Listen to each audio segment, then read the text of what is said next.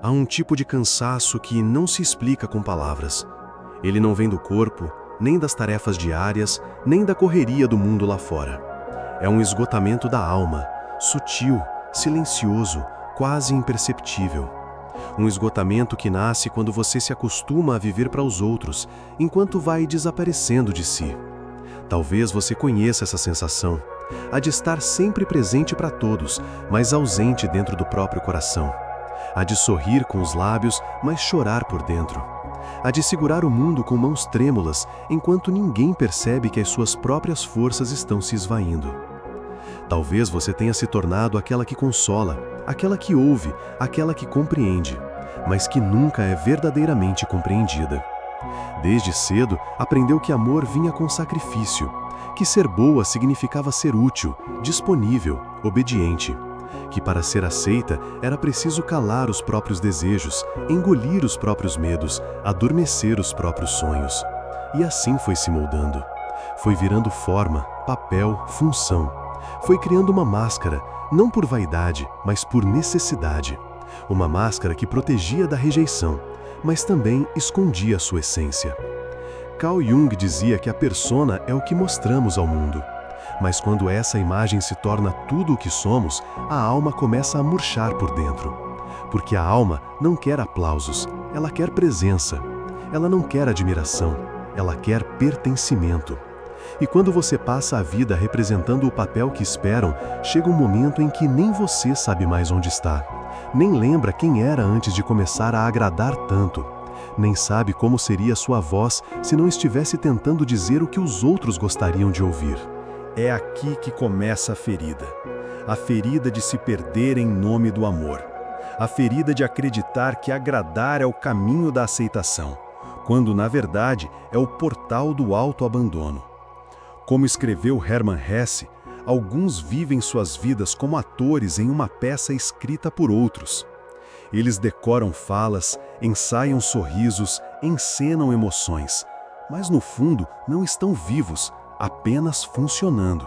E isso cansa, essa máscara cansa, porque por trás dela existe um grito contido, um espírito domesticado que quer finalmente se libertar. Talvez você esteja vivendo há anos como quem sobrevive, e ainda assim ninguém percebe. Talvez esteja cumprindo todas as expectativas, sendo tudo o que esperam de você, mas sem sentir-se inteira em nenhum lugar. Essa é a dor invisível de uma vida vivida para agradar, o abandono sistemático do próprio desejo, a perda lenta da espontaneidade, o sufocamento da verdade interior. Até que um dia, em meio ao silêncio, você se pergunta: e se tudo isso for um grande engano? E se o amor que eu busco só puder me encontrar quando eu parar de me esconder? Essa pergunta não é um erro, é um início, é a semente do retorno, porque só quem se perdeu tanto sabe o valor de se reencontrar. E talvez agora seja o momento de tirar a máscara, não de forma abrupta, não com raiva, mas com ternura, como quem desfaz um nó antigo, como quem olha para a própria dor com compaixão e diz: eu vejo você, mesmo assim. Esse é o começo da travessia, e é sobre isso que vamos falar hoje. Há uma infância emocional que não termina com o passar dos anos. Ela se prolonga, silenciosa, como um eco dentro de nós.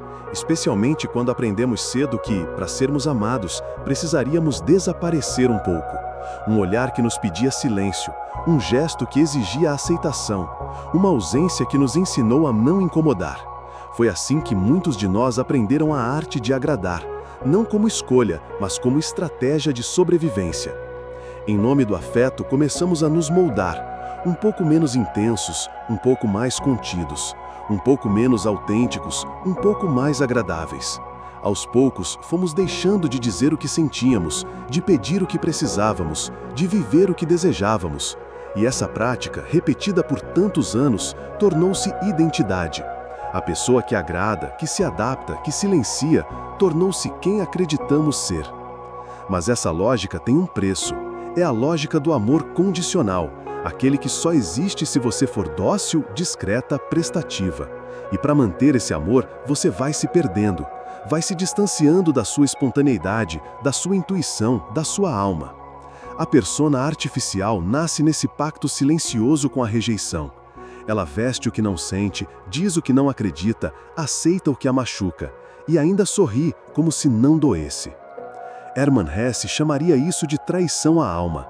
O verdadeiro pecado não é o erro moral, mas o abandono da essência. Viver para não ser rejeitado é, no fundo, um modo de morrer em pequenas parcelas. E o mais doloroso é que o mundo de fora pode até aplaudir, podem te chamar de gentil, admirável, exemplar, mas por dentro você sabe, esse reconhecimento não toca o lugar certo, porque ele não é dirigido a quem você realmente é, mas à imagem que aprendeu a exibir. Há um sinal oculto que denuncia esse vazio. Você está sempre cercada, mas raramente sentida. Está presente em muitas relações, mas quase nunca em presença consigo. Há uma multidão em volta, mas um silêncio dentro. O silêncio de quem não pertence, apesar de estar. De quem nunca foi escolhida de verdade, porque nunca foi mostrada por inteiro. E esse não pertencimento não grita, ele sussurra. Ele se manifesta no cansaço sem nome, na sensação de inadequação constante, na busca incessante por aprovação. Ele aparece nos vínculos que parecem repetição de um roteiro antigo, relações em que você dá tudo e recebe migalhas, laços em que sua necessidade é sempre menor do que a do outro, e você continua ali, tentando merecer, tentando conquistar, tentando não incomodar, como se o simples fato de existir com verdade fosse uma ameaça. Mas não é. Ser você, com tudo o que sente, precisa, deseja, não é um erro. É o seu direito. Talvez você tenha passado tempo demais tentando ser aceita por quem nunca teve olhos para sua alma. Talvez tenha trocado pertencimento por obediência tantas vezes que hoje já não sabe como seria amada por inteiro. Mas o que se perdeu pode ser reencontrado, e o que foi silenciado pode, um dia, voltar a cantar. Esse é o convite oculto de toda a dor que surge quando você se olha com honestidade. A dor que não acusa, mas desperta. Que não condena, mas revela. Porque mesmo quando tudo parece desabar, há uma parte em você que nunca deixou de resistir. E talvez seja essa parte que agora começa a sussurrar. Chega de agradar, quero pertencer, mas sem me trair. Nem toda entrega é amor. Nem todo gesto de cuidado vem de um lugar inteiro. Às vezes, o que chamamos de gentileza é, na verdade, medo disfarçado. Medo de perder o outro. Medo de não ser suficiente, medo de ser rejeitada por ousar existir com verdade. É por isso que tantas mulheres confundem bondade com submissão emocional e acabam se perdendo na tentativa de manter vínculos que as consomem em silêncio. Agradar parece nobre, parece belo, mas pode esconder uma dor antiga, a de ter aprendido que o próprio desejo não importa, que dizer não é arriscado, que expressar raiva é perigoso, e que para ser querida é preciso abrir mão de si. Hesse compreendia essa dinâmica com profundidade. Em Demian, ele revela como o eu se fragmenta para sobreviver, como criamos um personagem para suportar a rejeição que tememos, e esse personagem acaba se tornando um cárcere. Ao dizer sim quando queríamos dizer não, ao ceder para manter a paz, ao engolir palavras por medo da reação, vamos minando, pouco a pouco, nossa integridade. E o mais cruel é que quase ninguém percebe, porque de fora parecemos calmas, equilibradas, prestativas, mas por dentro há uma sabotagem silenciosa, a constante sensação de que estamos vivendo uma vida que não nos pertence. Esse tipo de autoabandono não grita, ele escorre nas entrelinhas, aparece nos vínculos em que damos tudo, mas sentimos que nunca somos vistas, nos momentos em que, mesmo cercadas de afeto, nos sentimos sós, porque há uma diferença brutal entre ser amada e ser reconhecida. O amor dirigido à máscara não nos alimenta, nos esgota. Ele reforça a ideia de que, para sermos aceitas, precisamos continuar nos anulando. Quanto mais você é amada pela imagem que criou, mais solitária se sente dentro dela. É um paradoxo cruel. A máscara é aceita, mas você não. A superfície é admirada, mas sua essência continua à margem. E aos poucos, isso vai gerando uma dor difícil de nomear, um sentimento de desajuste, de inadequação, de cansaço profundo. A alma sente que está sendo usada, mas não acolhida, que está se doando, mas não sendo tocada. É por isso que agradar, quando vem do medo, é um tipo de traição interior. Não uma traição visível, com culpa ou escândalo, mas uma deserção suave, cotidiana, persistente. Cada vez que você se cala por receio, cada vez que se molda para caber, cada vez que sorri sem vontade. Essas pequenas mortes se acumulam até o dia em que você quase não se reconhece mais. Mas há uma sabedoria oculta neste colapso, porque só quem se perdeu sabe o valor de se reencontrar. Só quem se traiu tantas vezes pode compreender com profundidade a beleza de voltar a si. E esse retorno não começa com grandes gestos, começa com um sussurro, um incômodo, um instante em que a alma diz: não quero mais ser aceita por aquilo que não sou, quero ser inteira, mesmo que isso me custe aplausos, mesmo que me deixe só. Nesse instante, a cura começa, não como um alívio imediato, mas como uma reconexão com algo essencial, algo que talvez tenha estado adormecido por anos, mas que ainda pulsa, ainda chama, ainda espera por você. Nem toda a paz é verdadeira. Às vezes, o que chamamos de harmonia é apenas uma fuga, um pacto com o silêncio para evitar o conflito. Uma trégua que custa caro, porque em nome dela você aprende a engolir o que sente, a viver em conciliação com todos, menos com seu próprio coração. E esse tipo de paz, embora pareça segura, é profundamente corrosiva.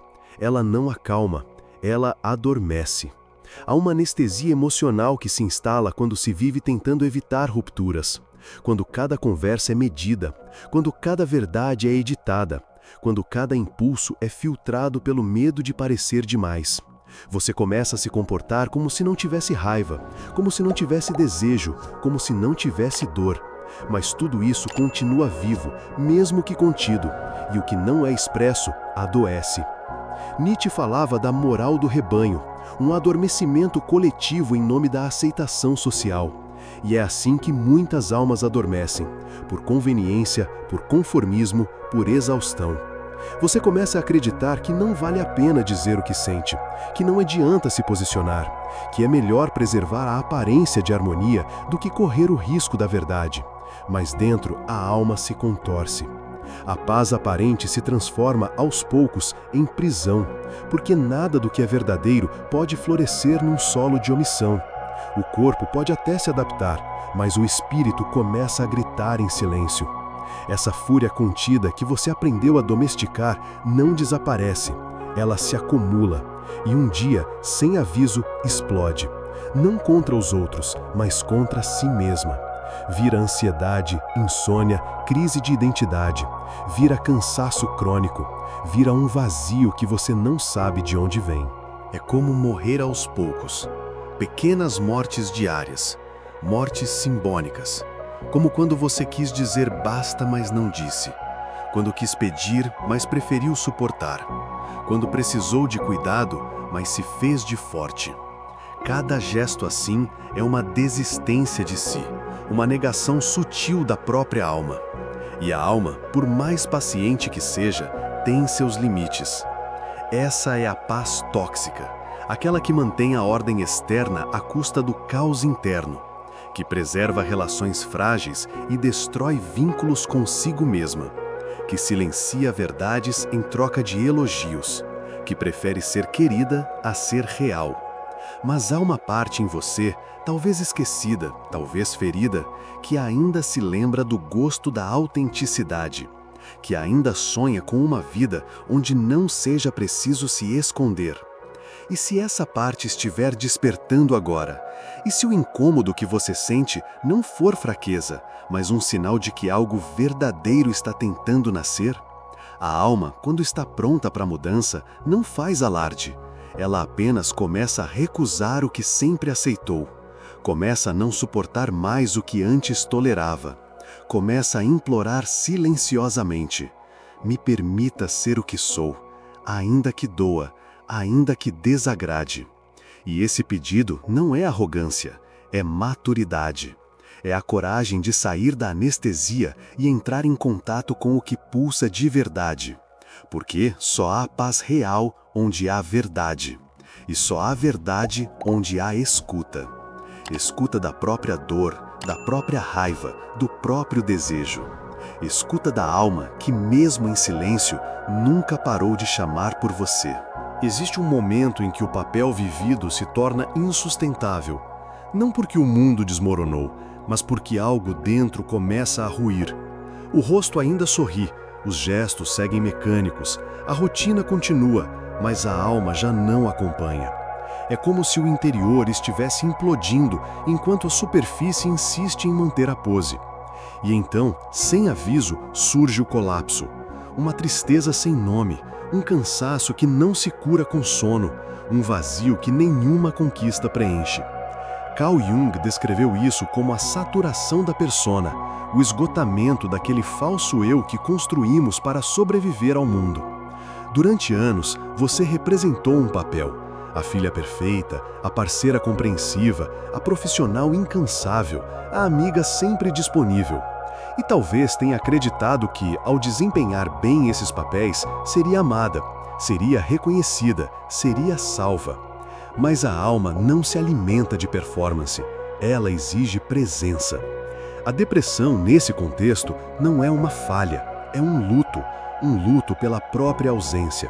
Um sinal de que o interior cansou de fingir, que algo verdadeiro está sufocando sob a armadura de aparências. É como se a alma dissesse: eu não vim aqui para encenar, vim para ser. E essa revelação, embora dolorosa, é profundamente necessária, porque só se pode renascer depois que a velha imagem morre. Esse colapso não é apenas emocional, ele é arquetípico. Ele representa o momento em que a alma exige autenticidade, em que o chamado interior se torna mais forte do que o medo de decepcionar. É o instante em que você percebe que continuar agradando os outros significa continuar abandonando a si. E algo dentro já não aceita esse preço, já não consegue, já não suporta. O corpo começa a manifestar sinais. O apetite muda, o sono se fragmenta, o entusiasmo desaparece, a vida perde cor. Não há mais prazer, nem brilho, nem sentido, porque a alma, quando não é ouvida, grita com silêncio. Ela implode por dentro. E esse vazio, esse buraco que tantos tentam medicar, preencher, disfarçar, é, na verdade, um chamado sagrado, o chamado do abismo. O abismo não é punição, é convite. Ele se abre quando todas as tentativas de ser quem não se é falham, quando os espelhos já não refletem nada verdadeiro, quando o que antes funcionava já não faz mais sentido. E ali, diante do nada, surge a possibilidade do tudo, porque é no fundo do vazio que nasce a semente da verdade. Talvez você esteja nesse ponto, talvez a máscara já tenha rachado, talvez o colapso não seja um fim, mas um portal, um convite à inteireza, à rendição, à escuta profunda do que sempre esteve ali, reprimido, mas vivo. A alma não precisa de grandes gestos, só quer espaço para respirar. E talvez esse seja o momento em que, pela primeira vez, você não tenta mais se salvar, apenas se escuta, sem pressa, sem defesa, sem personagem. E nesse escutar, algo novo começa, não como uma construção, mas como um retorno. O início de uma travessia que não promete aplausos, mas promete verdade. Que não garante aceitação externa, mas oferece paz interna. E essa paz é rara, porque nasce da reconciliação com aquilo que sempre tentou emergir, mesmo quando tudo em você gritava por fuga. A travessia, às vezes, exige exílio. Não o exílio imposto pelos outros, mas aquele que nasce da recusa em continuar vivendo uma mentira. É quando finalmente a alma se cansa de mendigar afeto onde só há exigência. Quando decide, com lágrimas nos olhos, recolher-se, afastar-se dos papéis, romper com o ruído. E é nesse recolhimento que algo profundamente transformador começa a acontecer. Hermann Hesse compreendia esse processo com precisão poética. Em O Lobo da Estepe, ele nos mostra a alma que não se encaixa, a alma dividida, marginal, inconformada. A alma que percebe que os códigos da sociedade, da normalidade, da adaptação, da aparência, não bastam. Que há algo mais, algo que chama, que inquieta, que não pode mais ser ignorado. E para escutar esse chamado, é preciso se afastar, ficar só, sentir o frio do não pertencimento, mas também a liberdade que dele nasce. A solidão, nesse contexto, não é fracasso, é rito. É um território sagrado onde as vozes externas se calam e a alma, enfim, pode se ouvir. É no silêncio que os véus caem, que a mentira da persona se dissolve, que o espírito selvagem, há tanto domesticado, começa a se mexer. E o que antes era apenas dor, começa a se revelar como potência. O arquétipo do lobo simboliza essa força primitiva, rejeitada, mas essencial. É a parte de você que resistiu, que não se rendeu completamente, que mesmo calada, continuou viva. Esse lobo não quer destruir sua vida, quer libertá-la. Ele rosna diante da mentira, ele uiva diante da injustiça. Ele não aceita mais ser domesticado por convenções que matam a alma. E quando você o reencontra, algo muda para sempre. Integrar o eu sombrio, aquele que você escondeu por medo de rejeição, é paradoxalmente o caminho para a libertação. Porque o que foi reprimido não desapareceu, apenas esperou. Esperou o momento em que você teria coragem de olhar para ele sem julgamento, de dizer: eu vejo você. E talvez você seja exatamente a parte que me faltava. Essa integração não é fácil, mas é a única forma de deixar de ser fragmento e voltar a ser inteiro. Na alquimia da solidão, a dor vira fogo. A dor queima o que é falso, ilumina o que é verdadeiro, derruba muros internos. E, pouco a pouco, algo novo começa a se formar. Não é mais o antigo eu tentando agradar. É um novo ser nascendo da ruína. Não é um retorno à imagem anterior, mas uma renascença que desconhece moldes. Você olha ao redor e percebe: perdeu muito. Perdeu relações que não te viam, perdeu papéis que te esvaziavam, perdeu máscaras que te protegiam. Mas o que ganhou é imensurável. Ganhou a si.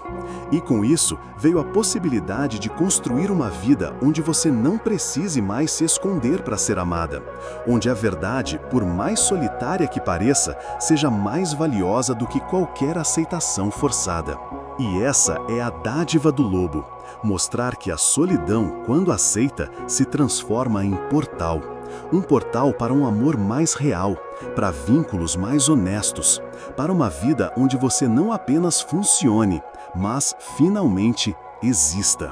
Há um instante, tão íntimo quanto sagrado, em que algo dentro de você sussurra: basta. Não é um grito, não é um rompimento barulhento, é uma decisão silenciosa, uma clareza que surge no fundo da alma, dizendo que não é mais possível viver na pele de um personagem. É o momento em que, mesmo tremendo, você escolhe ser, não para chocar, não para confrontar, mas porque continuar a negar-se se tornou insuportável. Viver sem aplausos exige coragem, porque por tanto tempo você foi alimentada por olhares externos, por reconhecimentos, elogios, aprovações. Você aprendeu a medir seu valor pelo reflexo nos outros. E agora, tudo isso se desfaz.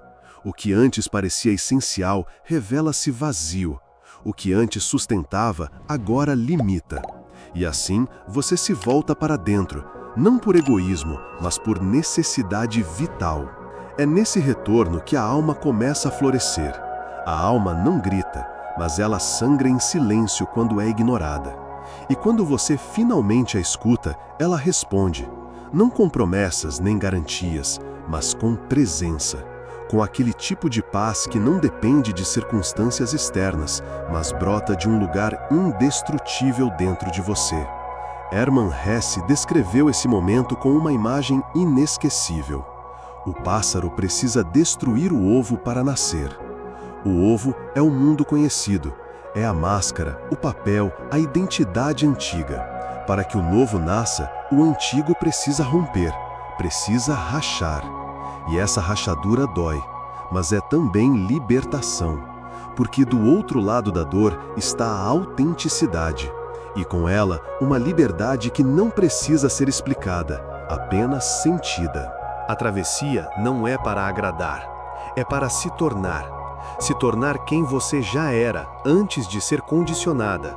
Se tornar aquela que pode existir inteira, mesmo em meio à incompreensão. Se tornar uma presença viva, não mais uma função. Se tornar abrigo para si e para os outros, mas um abrigo onde a verdade é permitida, onde o amor não exige disfarce. Talvez isso comece com um gesto simples, um não dito pela primeira vez com firmeza, uma lágrima que escapa sem ser contida, uma opinião expressa sem o medo de ser deixada. Talvez seja só um olhar no espelho, com honestidade. Um reencontro silencioso com aquela que ficou anos esquecida, esperando que você voltasse. E nesse reencontro, algo renasce. Não a antiga mulher ferida, mas a alma que sobreviveu à negação. Ser inteira não significa ser aceita por todos. Significa ser verdadeira com quem importa, principalmente com você mesma. A dignidade começa onde termina o fingimento. E cada passo na direção da verdade é um rito de retorno. Um retorno que não exige plateia, porque a alma não precisa de palco. Ela precisa de espaço, de escuta, de coragem. Coragem para viver sem aplausos, para existir com inteireza, para dizer o que sente, mesmo tremendo. Porque no fim, não é o amor dos outros que nos cura, é o amor por nós mesmas. Um amor que não cobra, não julga, não disfarça. Um amor que apenas permanece, mesmo quando tudo desmorona. E nesse permanecer, você floresce. Há um momento, inevitável e sagrado, em que a máscara já não se sustenta. Ela escorrega, racha, desfaz-se em silêncio, e o que sobra não é um vazio, mas uma verdade que você adiou por tempo demais. A dor de perceber que nunca foi amada pelo que é, apenas pelo que representava. Que a maioria das relações se firmou sobre o que você oferecia, e não sobre quem você verdadeiramente era. Esse reconhecimento dilacera, mas também liberta, porque só quando o falso morre é que o verdadeiro pode, enfim, respirar. E há luto, um luto pela persona, pela mulher que tentou tanto ser amada, que se esqueceu de amar a si mesma, pela filha que cedeu, pela esposa que se calou, pela amiga que esteve sempre presente, mesmo ausente de si, pela alma que suportou mais do que deveria. Morrer para esse eu não é fracassar, é amadurecer. É admitir que para renascer é preciso deixar ir. E essa morte simbólica não é o fim, é uma preparação, uma poda da alma para que novas raízes possam crescer. Rainer Maria Rilke, poeta da alma profunda, dizia que a única pátria do homem é a infância da alma reencontrada. E talvez seja isso que você esteja vivendo agora, um retorno àquela parte esquecida, negligenciada, mas ainda viva. A menina que sonhava em ser amada como era, que desejava falar sem medo, que queria apenas existir com leveza. Essa menina não desapareceu, ela apenas esperou, pacientemente, pelo momento em que você estaria pronta para escolhê-la. Escolher-se não é egoísmo, é um gesto de sabedoria. É dizer, finalmente, eu mereço mais do que migalhas emocionais. É perceber que o amor verdadeiro começa quando você para de mendigar. Quando você entende que sua presença não precisa ser conquistada. Ela é digna por si só. E mesmo que essa escolha traga solidão, silêncio ou incompreensão, ainda assim ela vale. Porque cada passo na direção da sua verdade é uma revolução silenciosa. Hermann Hesse, que tanto escreveu sobre a dor da alma em busca de si, sabia: o destino do buscador não é ser aceito, é ser inteiro, mesmo que doa, mesmo que demore. E ser inteiro significa carregar cicatrizes, não esconder a sombra, permitir-se sentir tudo o que antes foi reprimido. É reconhecer que a fraqueza aparente é, muitas vezes, o começo de uma força que ainda não tem nome. Talvez você esteja aí agora, entre o fim de uma antiga identidade e o nascimento de algo novo, confusa, vulnerável, mas ao mesmo tempo estranhamente viva, como se algo em você tivesse finalmente despertado. A jornada ainda não acabou, mas o mais importante já aconteceu. Você começou a voltar, e esse retorno é tudo. Porque você não está quebrada, está se refazendo em silêncio. E há algo profundamente sagrado nesse refazer. Um gesto de reconciliação com a própria alma. Um sussurro antigo dizendo: agora sim, agora você está pronta para ser quem sempre foi.